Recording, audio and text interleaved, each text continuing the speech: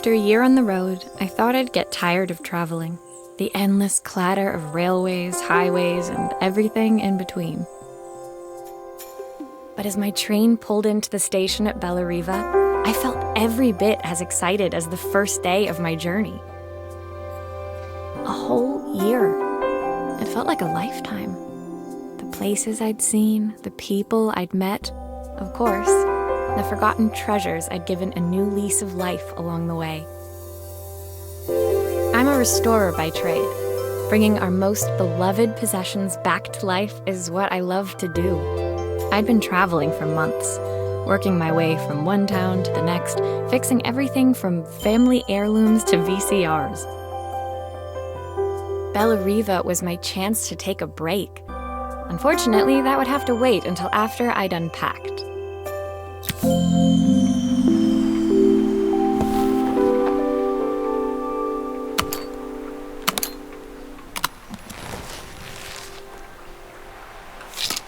I picked up these sunglasses on my last stop.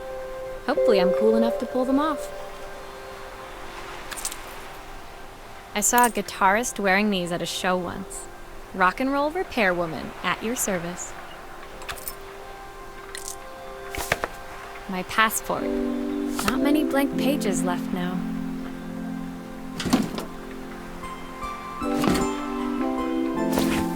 My favorite overalls. These will never go out of style.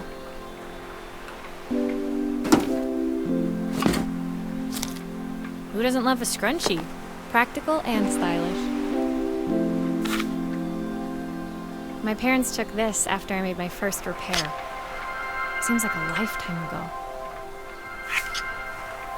Looking forward to taking more close-ups of my fingers with this. I'll hand these out once I'm settled in. Fingers crossed they get me some work.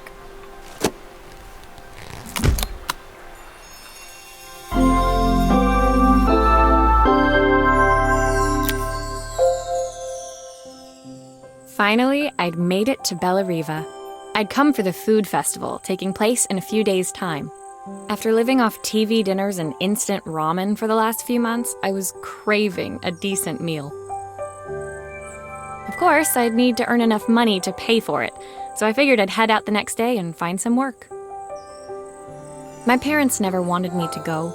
They wanted me to stay in their shop and have a simple, stationary life.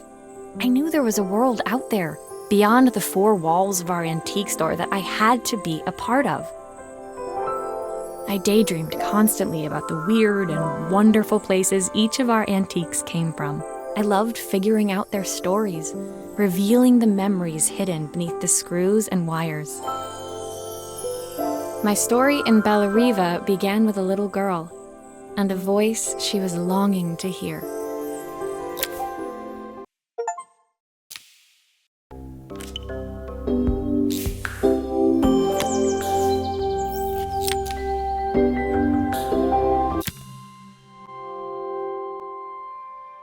It was my first morning in Bellariva, and I couldn't wait to leave my hotel and explore. It was a quiet town, its streets and alleyways basking peacefully in the hot morning sun. In the main square, meanwhile, preparations were underway for the festival in a few days' time. As I handed out my flyers, I wondered what the people of Bellariva would need me to fix. So far, everything here seemed perfect. I was starting to worry I'd made a mistake when I felt someone tapping me on the back. Hi, I'm Izzy. Do you know how to fix things? It was a little girl, maybe 7 years old, who must have gotten hold of one of my flyers. She rummaged around in her backpack until she hauled out a battered red cassette deck.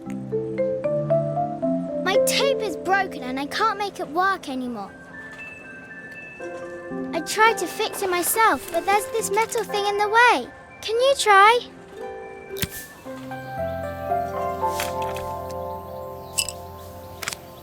Why did you do that?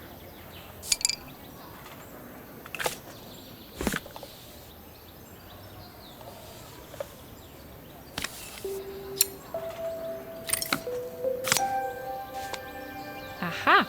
Those batteries look like they need replacing. Luckily, I have some spares.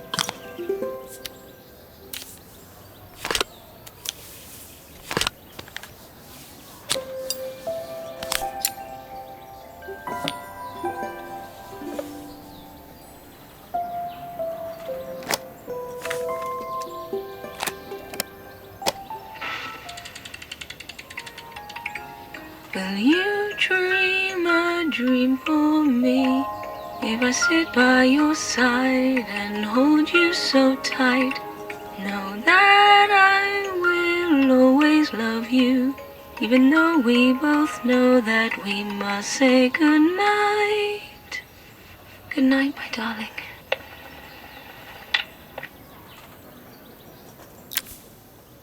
When it finished, Izzy picked up the tape deck and tucked it carefully into her backpack. Thanks, Maria. You're the best person at fixing things ever. No problem. Who was that singing? They're very good. It's my mum. She's not here anymore. Izzy trailed off. It was the kind of silence a cassette tape would never be enough to fill. When Izzy's friends called for her, she dug deep into her pockets, looking for something to pay me with. Eventually, she produced a grand total of a stick of gum, 3 mismatched buttons, and a yo-yo. I usually preferred a check, but Izzy looked so serious, I wrote out a full receipt. She seemed like a happy kid, but beneath it all, part of her life had been shattered. A part I wouldn't be able to fix.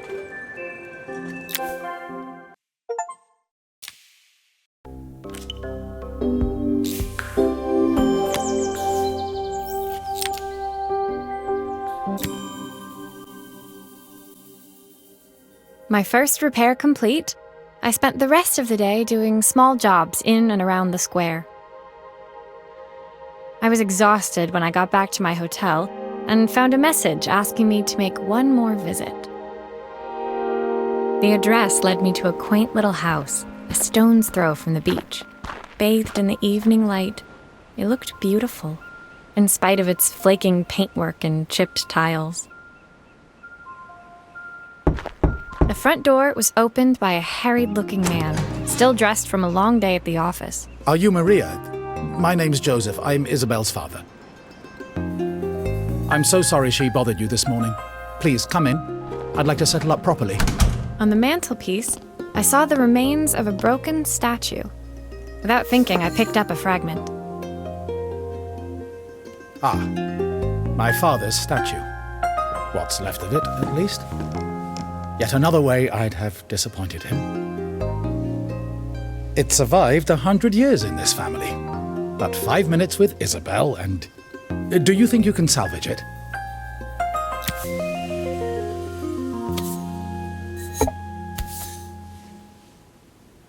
Will you be able to see the glue afterwards? I don't want people seeing the cracks.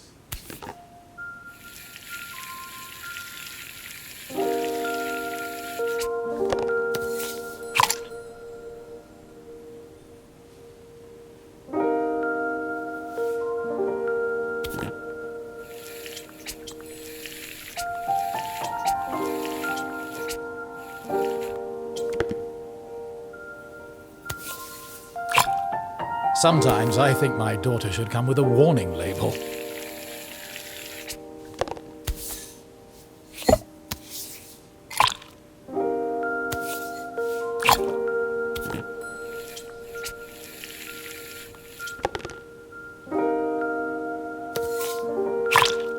Is this glue really strong enough to hold everything together?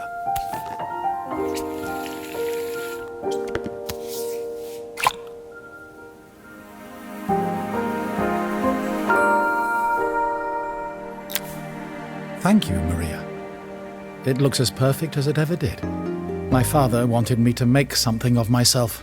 He didn't have time for anything less. As Joseph put the statue back on the shelf, it nudged against the family portrait stood proudly next to it. So he was Bellariva's mayor. And that was Izzy's mom. They must both miss her so much. Sorry, I'm a little tired. I've been working late getting things sorted for the festival. There's only a few days to go. Looks like I'll be working late. Again?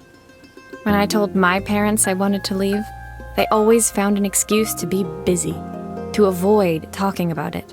I guess keeping themselves occupied was their way of pretending it wasn't happening.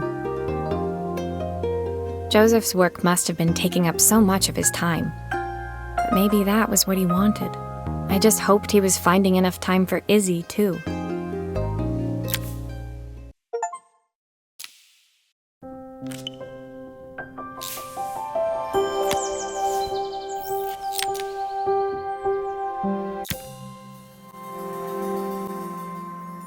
My second day in Bellariva dawned bright and clear, another beautiful sunny morning. Walking into town, I passed cafes overflowing with customers cradling their morning coffees. I stopped, breathing in the smell of roasted coffee beans and freshly baked pastries. I was about to go inside when the owner of Carmen's, the cafe next door, stopped me. Hello, Maria? Were you here yesterday handing out flyers? I have a job for you. Her place was petite, tucked between its competitors as if hoping they wouldn't notice. Judging by the empty tables inside, though, her potential customers hadn't noticed it either. It's a bit slow today, but we're just getting started. I'm sure it'll pick up soon. As Carmen chatted, she walked over to the counter and returned with an old rotary phone. At least I've got plenty of time to practice my recipe for the festival. It's a new special I've been working on. I was hoping to call my sister for some, seasoning tips, but it won't connect. Can you see if you can figure out what's wrong?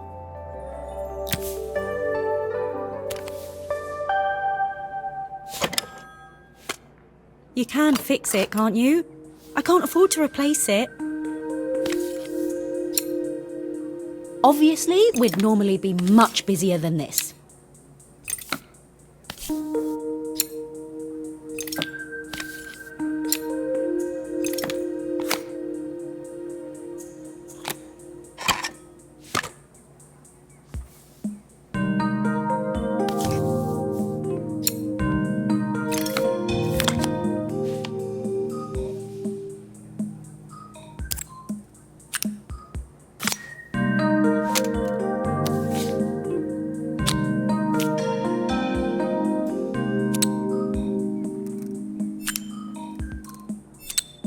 Looks like this new circuit board is all hooked up.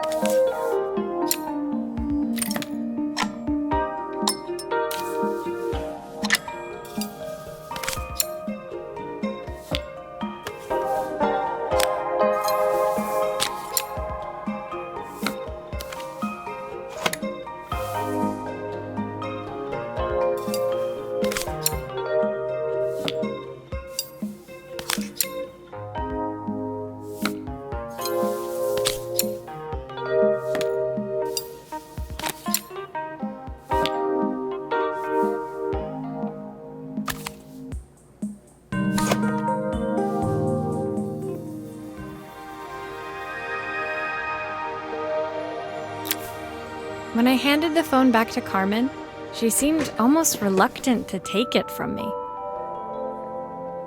So it's all working now, is it? I don't have to leave it to dry or let it cool down? Nope, it's ready to go. It'll be ringing off the hook in no time. That's if I can pay my phone bill anyway. And the rent and the suppliers. Anyway, take a seat and I'll be right with you. Your coffee's on the house. I sat at one of the empty tables, while at the counter, Carmen had started dialing the phone. Hello! How's my favourite sister doing today? As she talked, Carmen became more and more tense. This didn't seem like a call for some cooking advice. I know I still owe you from last time, but I can't afford to take part in the festival if I don't pay. I could almost feel the eye roll at the other end of the line. You don't need to be here, though. Can't you just put the check in the post? When the call ended, Carmen brought me my coffee, her hands trembling. Sorry about that. My sister's decided to fly in for a visit. Oh God, I have to get ready. Actually, I might have another job for you. Can you come by tomorrow?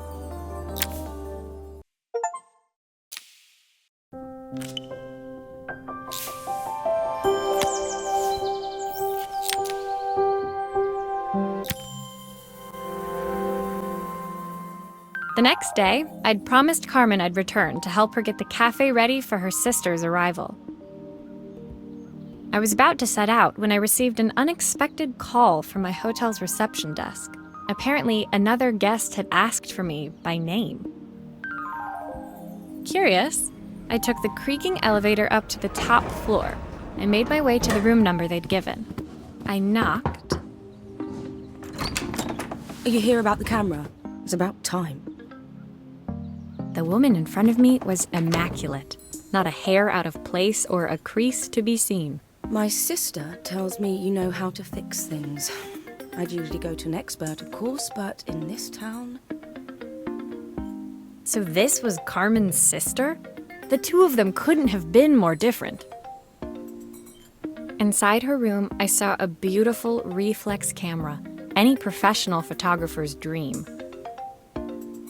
The viewfinder is completely dark. I can't see anything through it at all. I assume you can figure out what's wrong?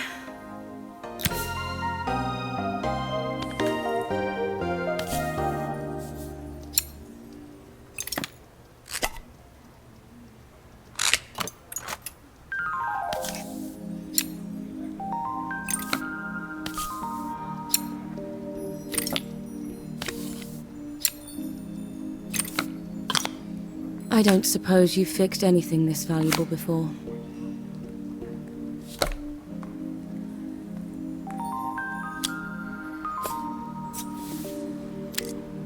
If I used the screwdriver, I could adjust the angle of the mirror.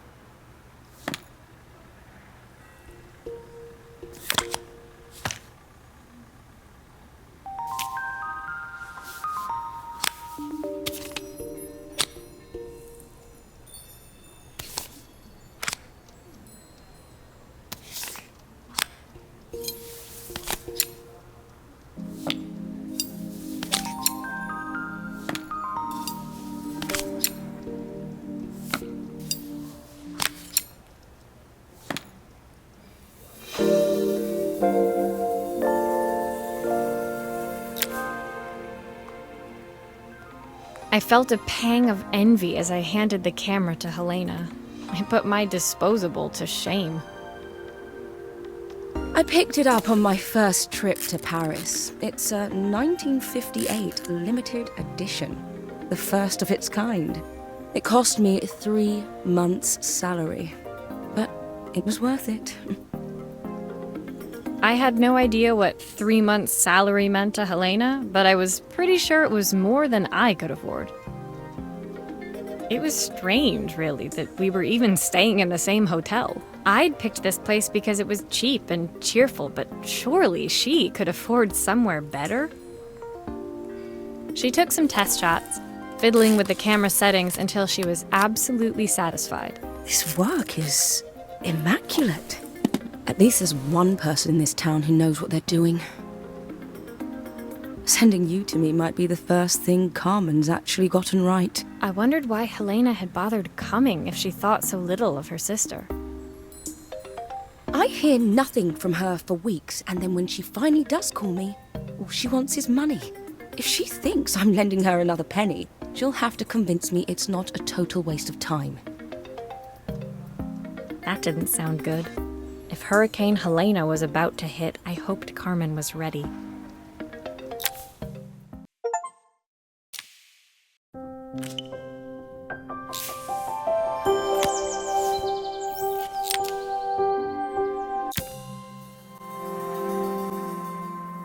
The sun was setting over Bellariva by the time I reached Carmen's cafe. From the outside, it looked as quiet as ever, but inside, I found Carmen cleaning like her life depended on it. Maria! Oh, don't mind all of this. If Helena finds one speck of dust in here, I'll never hear the end of it. Carmen seemed pleased to see me, but I sensed the fidgeting tension beneath each sweep of her mop. Trying to live up to the standards of someone like Helena seemed like an impossible task. I hope you didn't mind fixing the camera for her. She was furious when it broke. I really need this to go well. If she doesn't lend me the money, I don't know how long I can keep this place going. Carmen led me to a back room, where she'd laid out the components of what looked like a neon sign. I had this made when I first opened the cafe, but I'm hopeless with electronics. So there was supposed to be a sign outside. This might explain the lack of customers. I'd like to put it up before Helena gets here. Can you give it a try?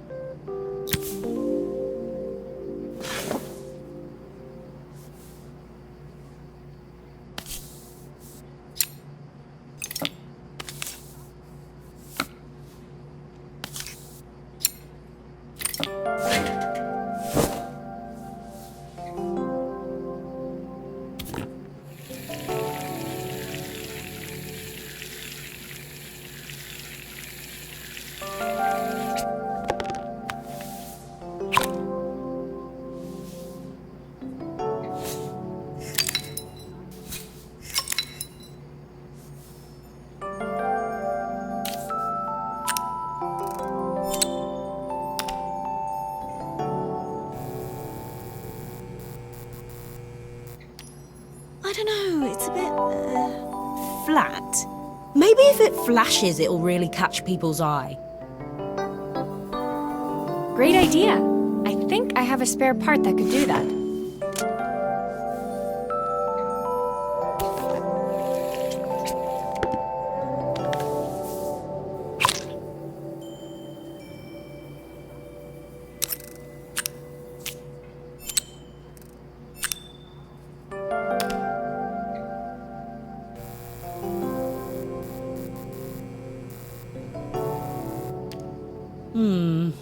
It still needs something else. Maybe we can add one of these.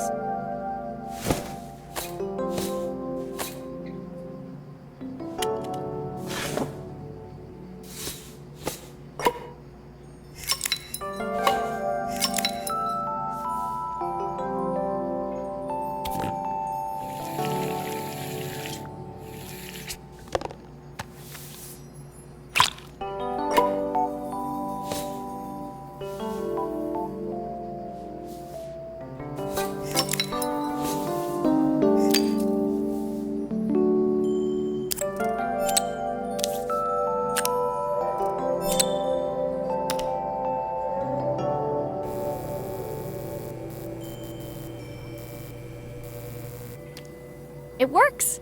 I'll screw everything together again and you'll be set.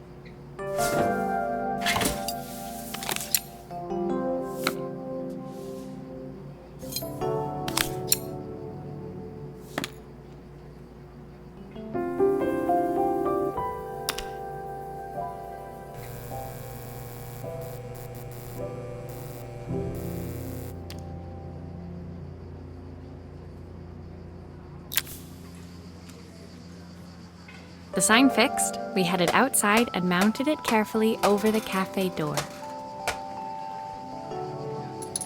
Oh, that's perfect, Maria. It looks just how I imagined it. When I had this sign made, it all seemed so simple. Oh, I can't believe I might have to give it all up. I hope I've done enough. The smile froze on her face as she spotted something over my shoulder. I turned to see. Of course, my sister owns the only cafe in this entire town that isn't actually open. For better or worse, Helena had arrived. Carmen opened her mouth to explain, but Helena swept indifferently past her. Finally pausing in the doorway, she turned back towards Carmen. The first thing we're doing is getting rid of that hideous sign. And with that, she disappeared inside. I hoped Carmen's chances of saving the cafe hadn't disappeared with her.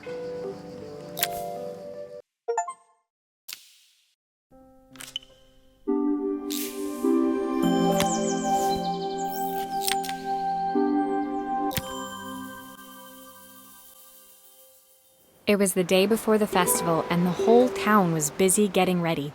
I had more work than I knew what to do with.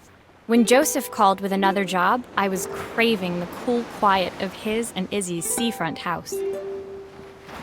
I'd barely reached their front door when I heard someone calling me. Psst, Maria, I need your help. Quickly, it's top secret. It was Izzy, peeking out from the side of the house. She beckoned for me to follow her. She led me through to a beautiful, unruly garden overflowing with flowers of every color. Nestled among them was a playhouse, its doorway almost completely obscured by a towering rose bush. You have to squeeze past it and breathe in real small, like this. Izzy took in a big gulp of air and crawled through the gap and into the playhouse. I hadn't planned on crawling in the dirt today, but the life of a repairwoman never did run smooth. On the table inside, there was an electronic toy. Not exactly the usual stock in my parents' antique shop. I had an accident. I didn't do it on purpose or anything, but it won't turn on anymore. Can you fix it for me?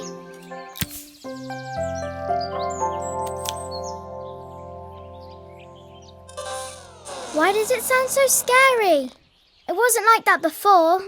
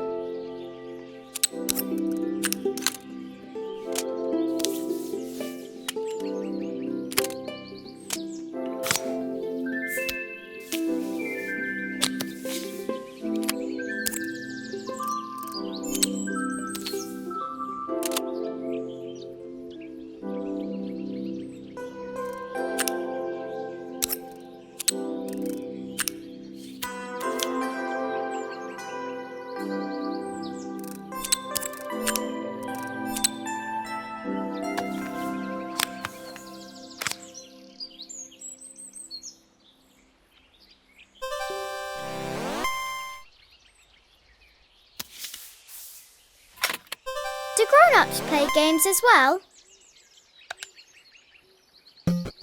Can you show me how to play? I tried before, but it was so hard.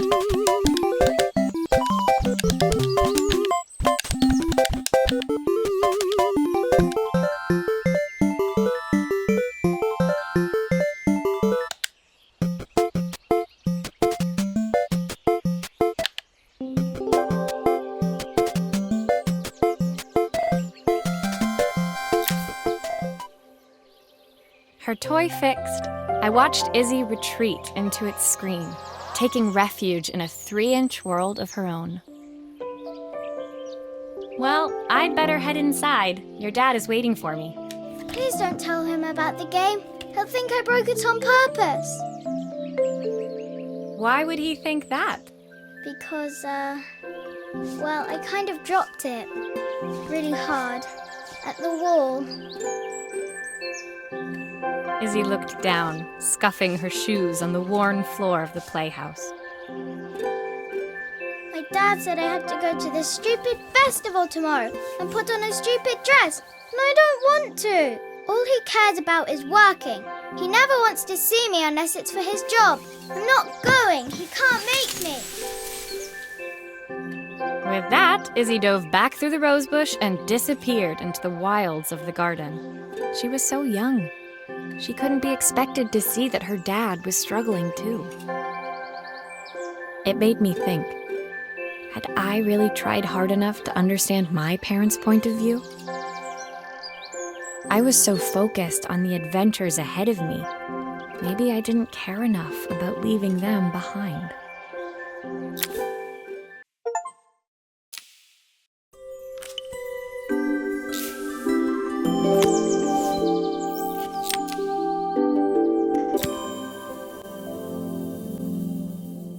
Leaving Izzy hiding in the garden, I walked around to the front of the house and rang the doorbell.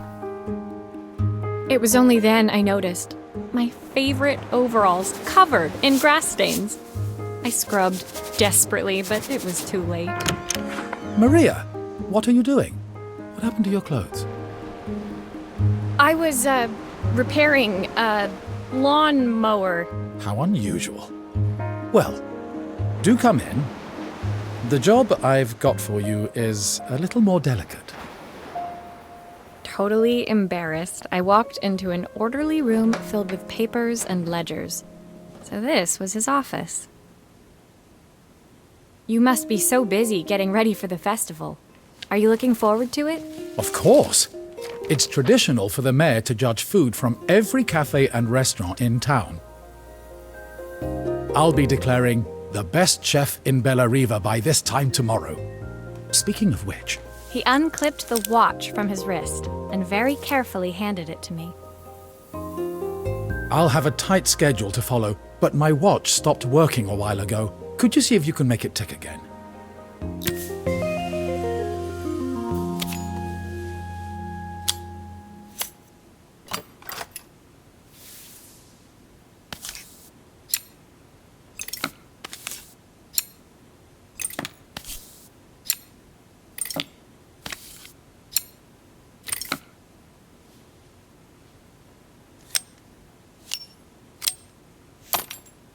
The main plate has completely cracked. I'll need to replace it. The cogs look good, though. If I'm careful, I can reuse those.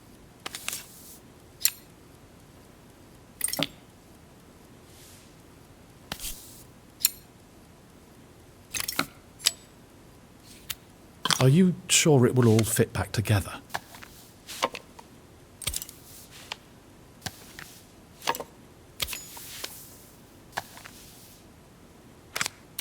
I've not gone a day without this watch since my wife gave it to me.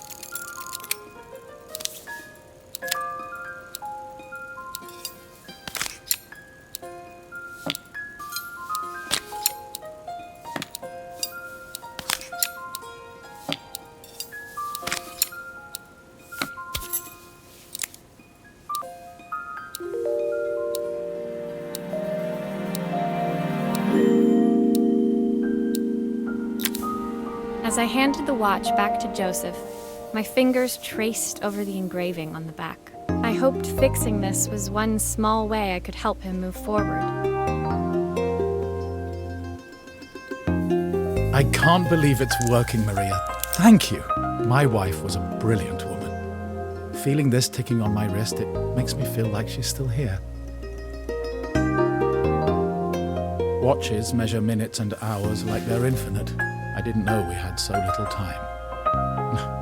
Even with Isabel, I barely see her. And And when I do, she acts like she hates me. Just then, the phone rang. Even when he was at home, his work was never done. Sorry, Maria. I have to take this.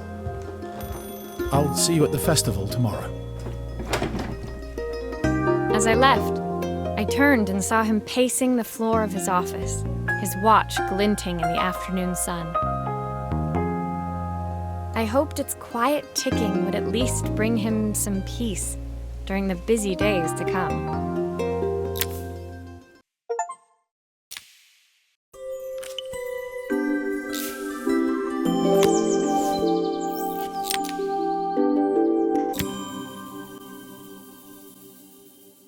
When my last job of the day brought me to Carmen's apartment, the door was opened by someone I didn't expect to see, Helena.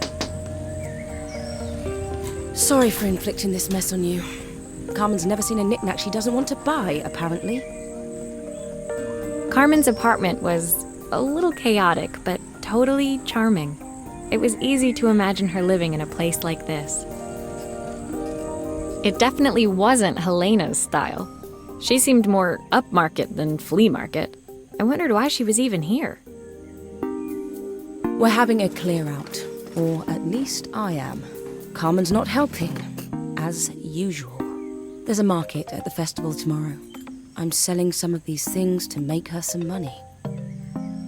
She says she has nothing when there's all this stuff right under her nose. Helena stepped delicately past the items on the floor and reached down to pick up one from the pile.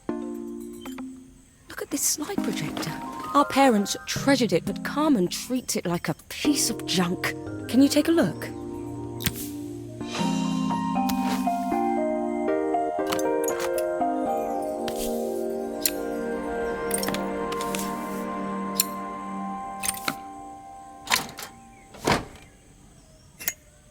That light bulb is completely smashed.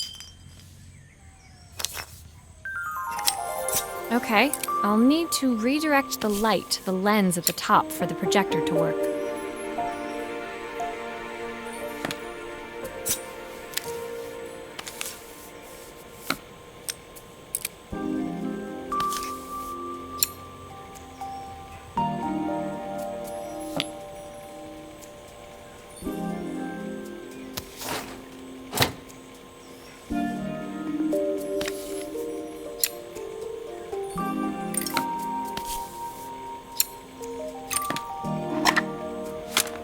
Oh, typical. Carmen's even managed to get a slide stuck in here.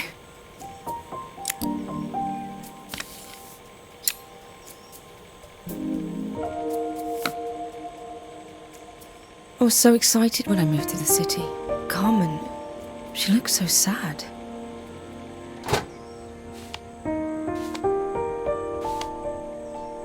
Here's the clicker you'll need to attach. God knows how Carmen broke that as well.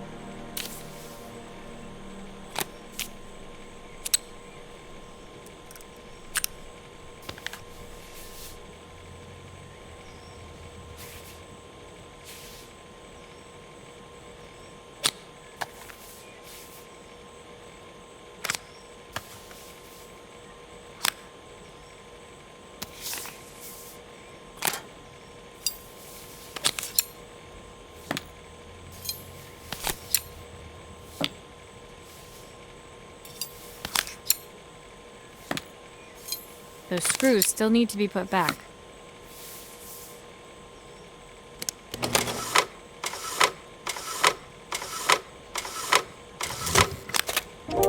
When we were younger, Carmen was always following me around.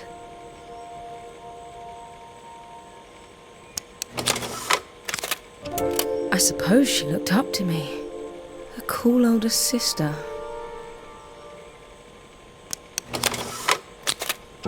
She used to ask me when I was coming home, but I was always too busy.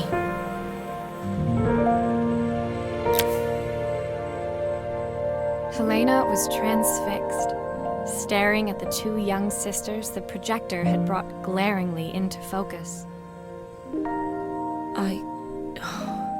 I'm never meant to let her down. But you haven't, have you? You came all this way just to help with the cafe. Plus the money. That's the problem. There is no money. I lost my job a few months ago. My savings are almost gone. I have nothing. Carmen thinks I'll throw my checkbook at her bad decisions and make them okay. But I can't. Not this time. You know, the funny thing is, I came here wanting to tell her the truth. But she's so infuriating. How can I ask her for help when all she cares about is herself? Helena fell silent, shrinking under the gaze of her younger self, projected onto the wall. We drifted so far apart when I moved away. It felt like the only thing keeping us together was my bank balance. I know I have to tell her the truth. It isn't fair. But I already lost everything else. What if I lose her too?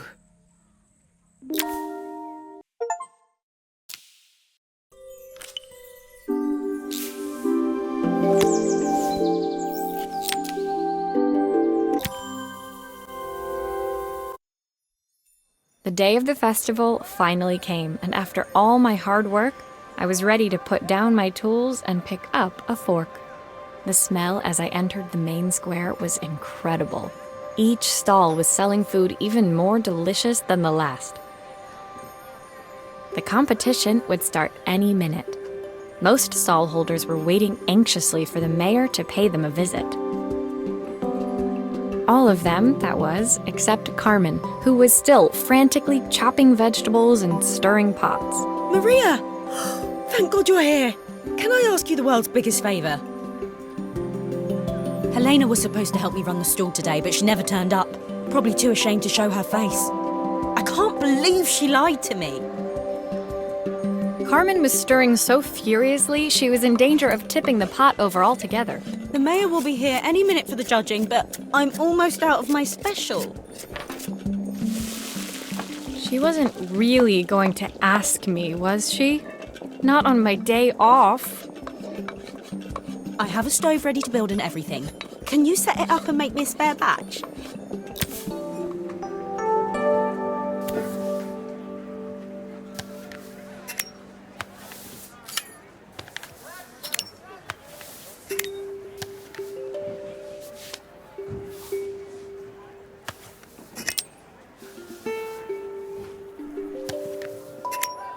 It all fits. Now to light the gas.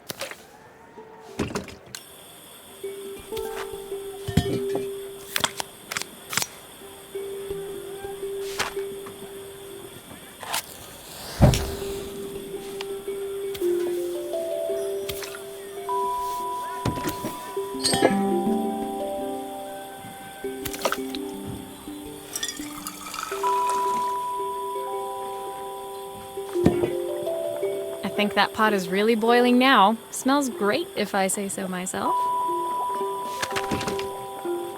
Here are the ingredients that Carmen's given me. What to add first?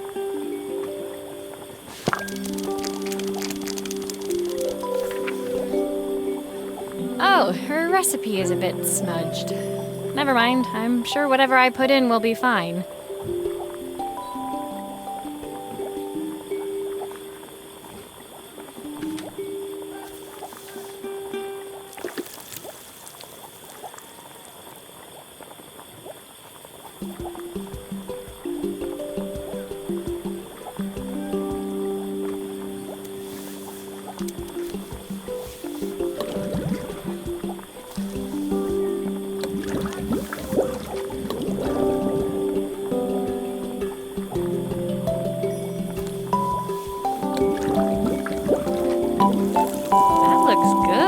I'll scoop a spoonful when I'm ready to serve.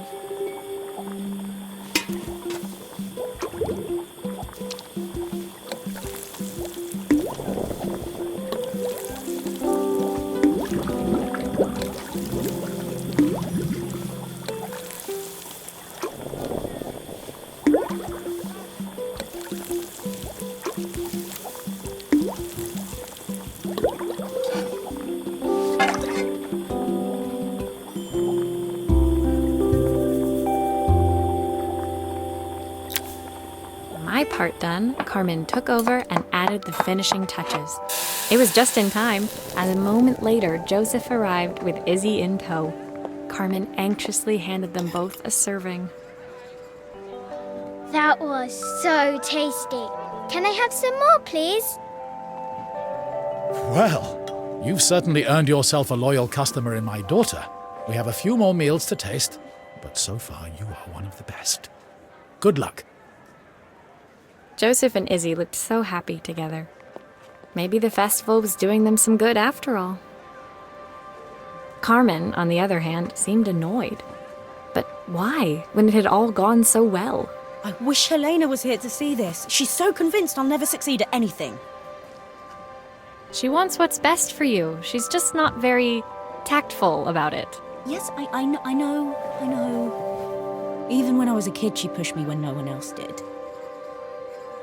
I just wish she hadn't lied to me. But then, I've asked so much of her over the years. I never stopped to think how much she actually had to give.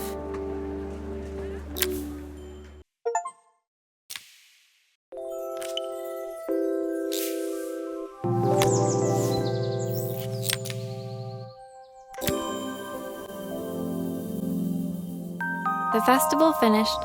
I only had one day left before I had to catch my train and leave Bellariva behind. I couldn't go without saying goodbye to Carmen, so that evening I made my way to the cafe. It was unrecognizable. She'd done it. Best food in Bellariva. Half the town was outside waiting to see what the fuss was about. Maria! My favorite sous chef. Come on through. It was Carmen, acting every inch the successful cafe owner she deserved to be. Even Helena was there, serving the coffees. This was the last place I expected to see her after yesterday's drama. Carmen led me through to a balcony upstairs, where she brought out an old record player. I found out where Helena was on the day of the festival.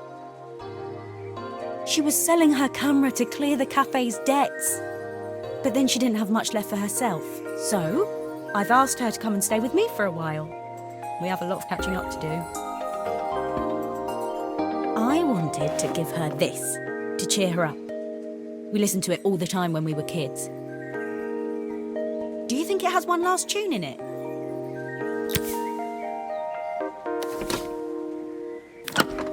Okay, let's see what happens when we turn this on. The speaker isn't connected properly. I should check the wiring. Here's the problem. This wiring isn't connected properly.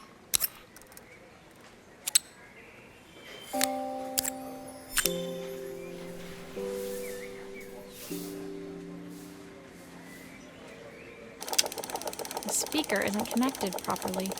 I should check the wiring. The speaker isn't connected properly.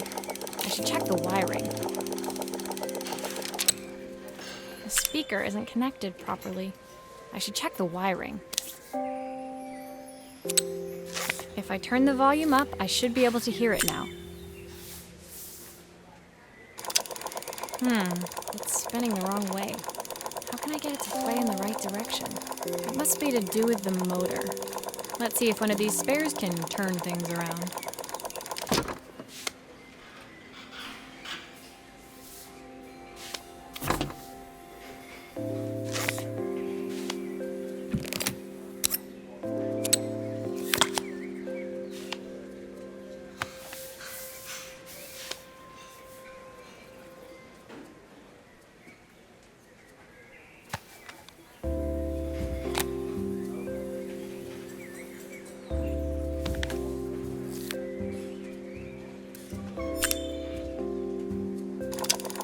Well, it's playing in the right direction.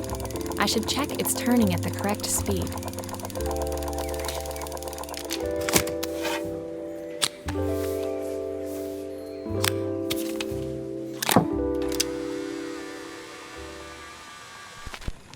What will remain of these days? The sweetest words I've ever heard.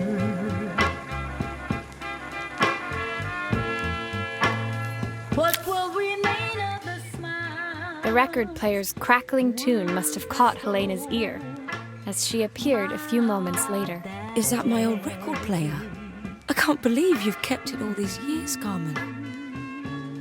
Leaning over the music, they looked just like the young sisters the slide projector had preserved all these years, inseparable once again. Carmen told me about your camera. That was a really generous thing to do. I loved that camera, but I love my sister more. Now it's her time to be the person she wants to be.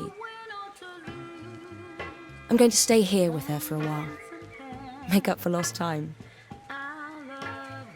Carmen and Helena's relationship wasn't suddenly going to be perfect, but they were both prepared to try. And to think, it had all started because of a call Carmen made about some seasoning tips. I guess in the end, maybe it wasn't so hard to just pick up the phone and dial. I hadn't spoken to my own parents in a year. I wanted to hear their voices more than anything. But the silence between us was so cavernous. I didn't know how I'd ever find the words to bridge it.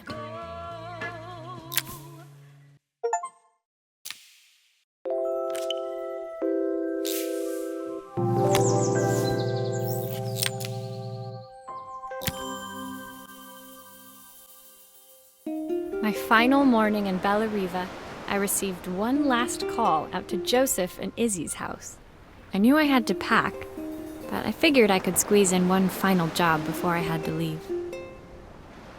When I arrived, I found Joseph tidying up his wilderness of a garden. The playhouse was already cleared.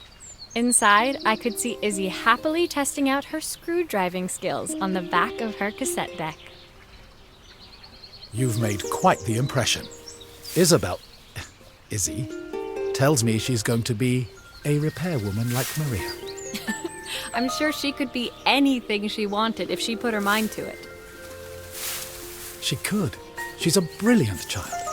Spending the day with her at the festival, I haven't had so much fun in ages. I wanted to give her something before she starts to forget. Inside, the house was transformed, flooded with light and the sounds of the garden. It felt alive again.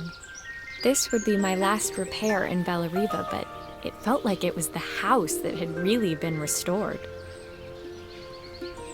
It's a music box.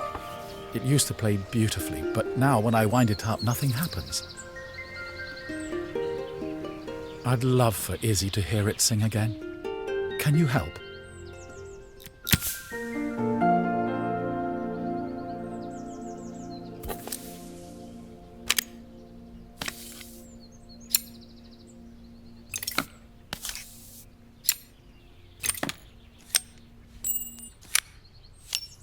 Maria, could you add this family picture of us?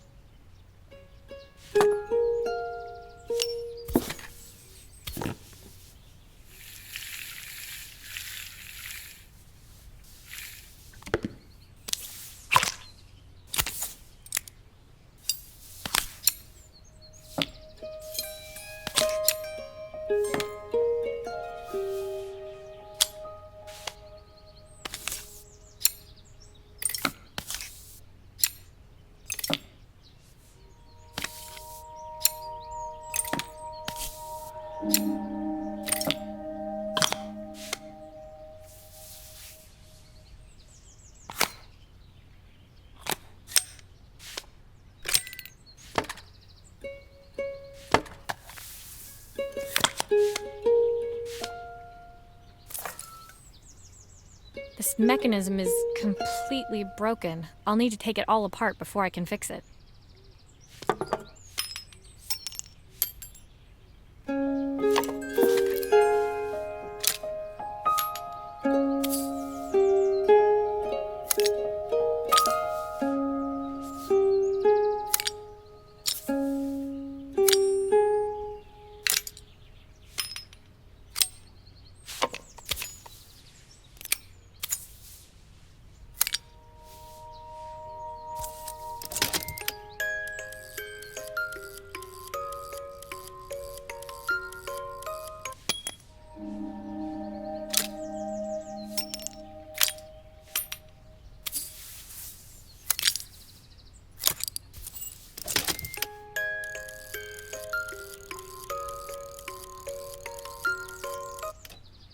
Perfect. The mechanism is good as new.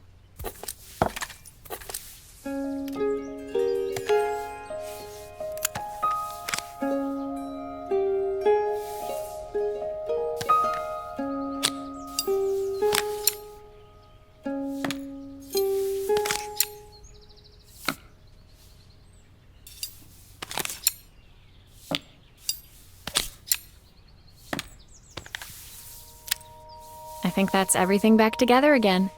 I should play it to make sure. My wife used to sing this song to Izzy each night before bed, but I always worked too late to join them. Will you dream a dream for me if I sit by your side and hold you so tight? Know that I will always love you, even though we both know that we must say goodnight. I've missed so much already. I want to be the father my wife wanted me to be. I've ended up so much like my own father, working all the time. Izzy needs me more than that. Especially now it's just the two of us. My daughter comes first. Well, until she gets bored of her stuffy old dad anyway. I'll never ever get bored of you, Dad. Izzy came running into the room where Joseph scooped her up and onto his shoulders. She gazed at the music box, her eyes shining. I'd never seen her look so happy. Thank you, Maria, for everything. The things you fixed for me. I'm so glad to have them back. Joseph was a good father, and I could tell he was determined to be an even better one. When it came down to it, that was all any of us wanted. A second chance to make something right. My time in Bellariva was almost over, but before I left, I knew there was something of my own I needed to fix.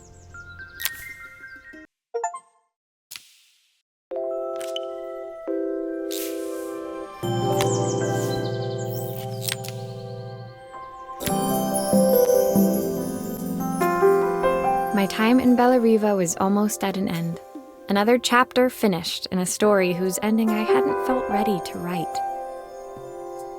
The people I'd met, the items I'd restored, they'd taught me so much about what was really important. Pulling out my suitcase from beneath the bed, I remembered the day I stole it from my parents' shop, the day I left. Afterwards, I was too ashamed to call them, to apologize. It was a guilt I'd been carrying around every day since. As I packed, I knew that it was up to me to find a way to lighten the load.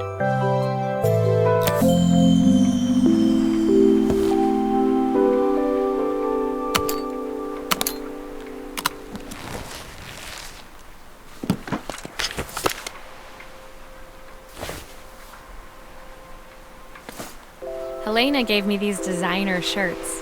Not sure I'll pull them off as well as she does.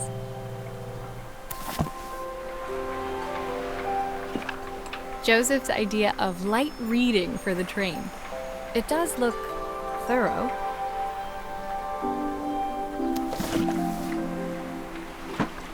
The recipe for Carmen's special. I'm under strict instructions to guard it with my life.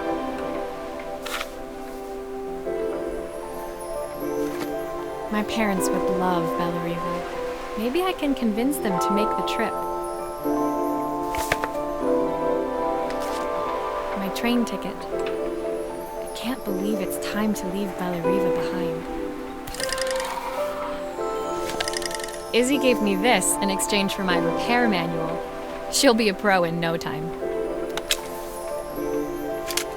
The soundtrack to my travels. I'll be listening to this on the journey.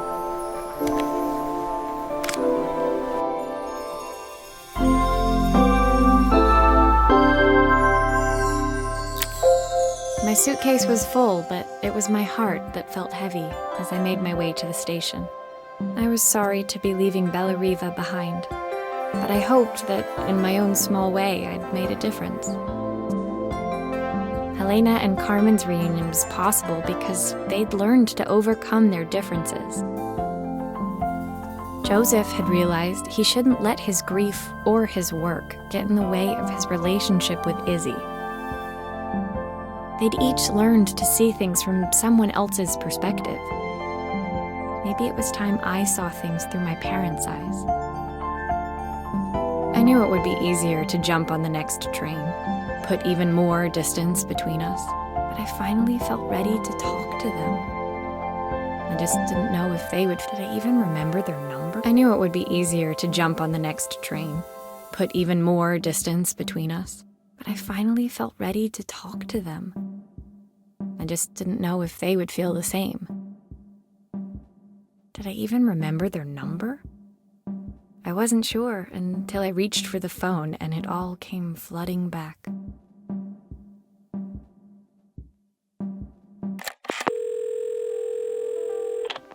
Mom? Dad? Maria? Is that you?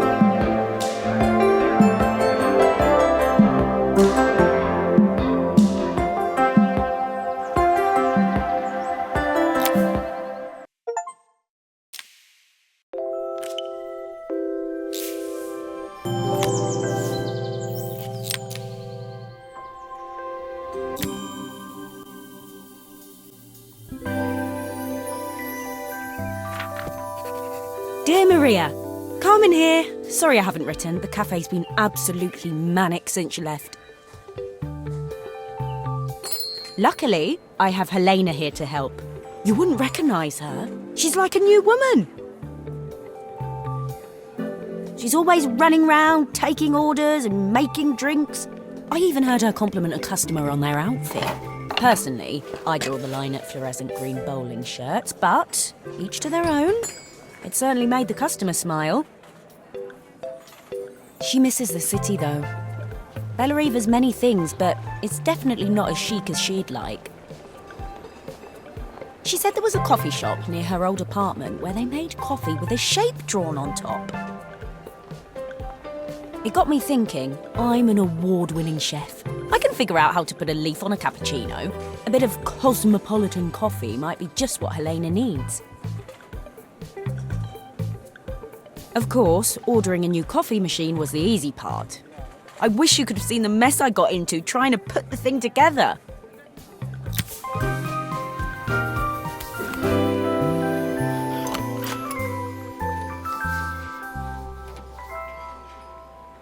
I saw Maria use her screwdriver a million times. Taking this apart will be easy.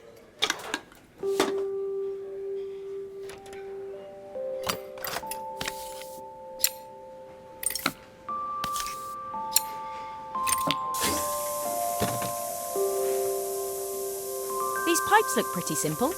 I should start with them.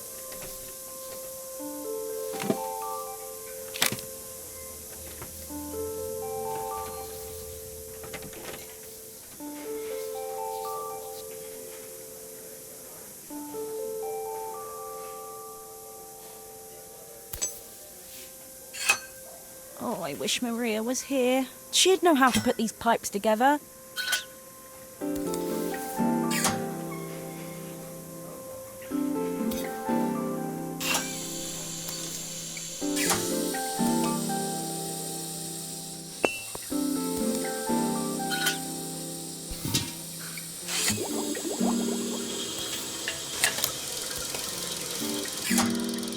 Finally, no more steam.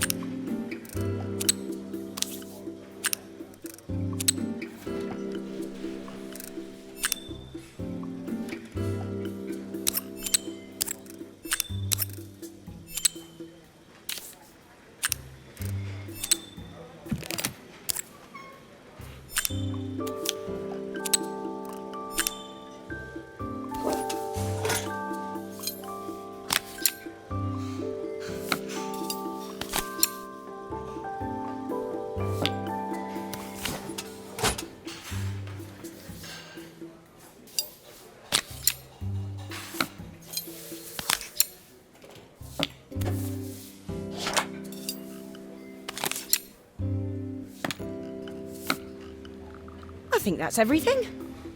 Better test the buttons, just to make sure.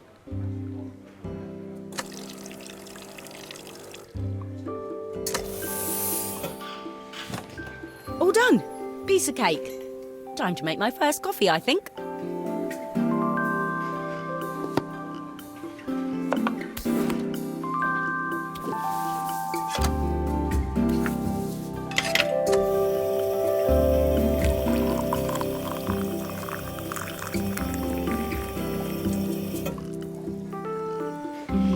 Smells delicious. Now to make it look magical.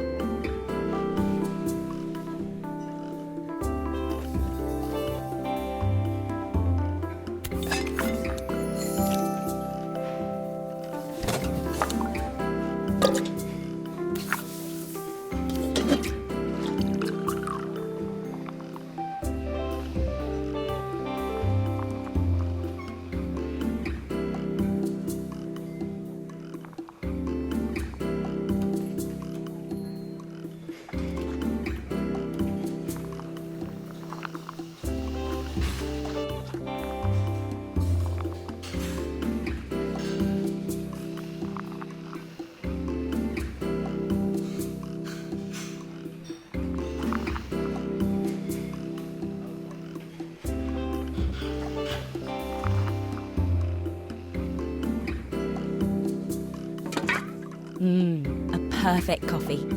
All it needs is a saucer and a couple of Helena's favourite biscuits.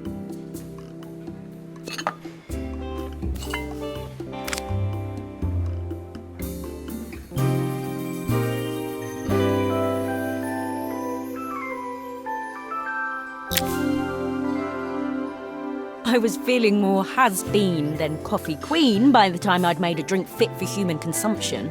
It looked a bit, postmodern, but knowing Helena's refined tastes, I hoped she'd think it was intentional. Always the connoisseur, she didn't even bother to look at it at first. She was so busy wafting it under her nose. Steamed up her glasses, of course. How was she going to see my work of art through an eye full of fog? When she finally spotted it, though, she was totally impressed. I'll admit, she spent several minutes trying to figure out exactly what it was I'd drawn. She decided it was probably a horse. Well, what she doesn't know won't hurt her. She was impressed enough to ask for another one. I guess I'll need to get some practice in. The whole thing was such hard work, Maria. I never realised how difficult it was, all that mechanical stuff. It made me realise how much I have to thank you for, so I wanted to say that now. Better latte than never. Hoping you're well. Your friend.